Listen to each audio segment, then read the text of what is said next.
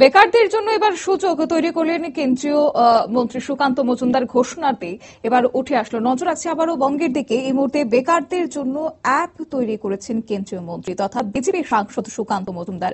আর এই অ্যাপ ব্যবহার করলে আগামী দিনে এই বেকাররা স্কিল ডেভেলপমেন্ট হবে এবং তারা চাকরির ক্ষেত্রে অনেক সুবিধা হবে বলেও জানিয়েছেন তিনি। কি রুল রয়েছে ওনার বক্তব্যে শুনুন।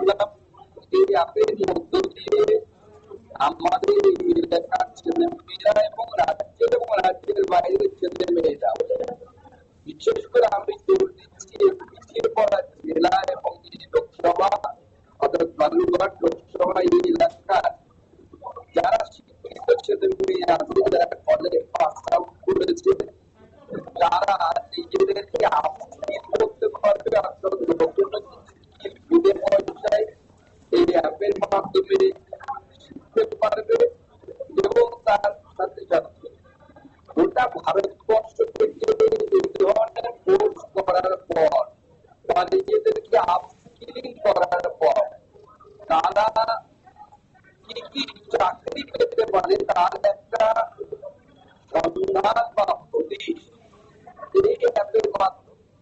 আপনারা শুনলেন কেন্দ্রীয় মন্ত্রী সুকান্ত মজুমদারের বক্তব্য। এই নিয়ে যাবো, আমাদের সঙ্গে প্রতিনিধি যুক্ত হয়েছে সোমনাথ মুখোপাধ্যায়। সোমনাথ, যে ঘোষণা করলেন আজ সুকান্ত মজুমদার, যে নতুন অ্যাপ তৈরি হচ্ছে তাও বেকারদের স্বার্থের কথা চিন্তা করে, কি বলবে?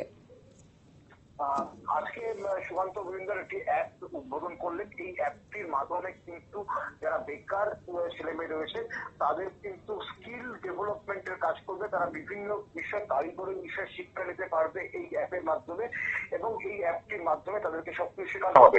মূলত ছাত্র এবং বেকারদের এবং যারা চাকরি প্রার্থীদের জন্য এটা এই অ্যাপটা আনা হলো। এটা কিন্তু কেন্দ্র সরকারের একটি প্রকল্প।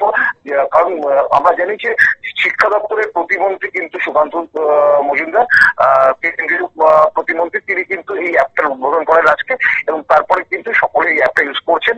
ইউজ করার জন্য সকলকে বলছেন এটা এই অ্যাপের মাধ্যমে কিন্তু মানুষের মধ্যে স্কিল ডেভেলপমেন্ট মানে নানা ধরনের কারিগরি শিক্ষা শিক্ষিত করা হবে। ধন্যবাদ। আপনারা শুনলেন, অর্থাৎ জনকল্যাণ ও সমাজ সংযোগকে সামনে রেখে পশ্চিমবঙ্গের অগ্রগতিতে এই নতুন দিশা কেন্দ্রীয় মন্ত্রী সুকান্ত মজুমদারের এই বক্তব্য। এবং রেণুকা লজ সেখানে একটি মন্দিরের নিকটে বালুরঘাটে আজ উদ্বোধন হয়েছে এই নয়া মোবাইল অ্যাপের। সংবাদ আপাতত এই পর্যন্তই। পরবর্তী আপডেটের জন্য চোখ রাখুন শুধুমাত্র নিউজ ভ্যানগার্ডের পর্দায়। নমস্কার।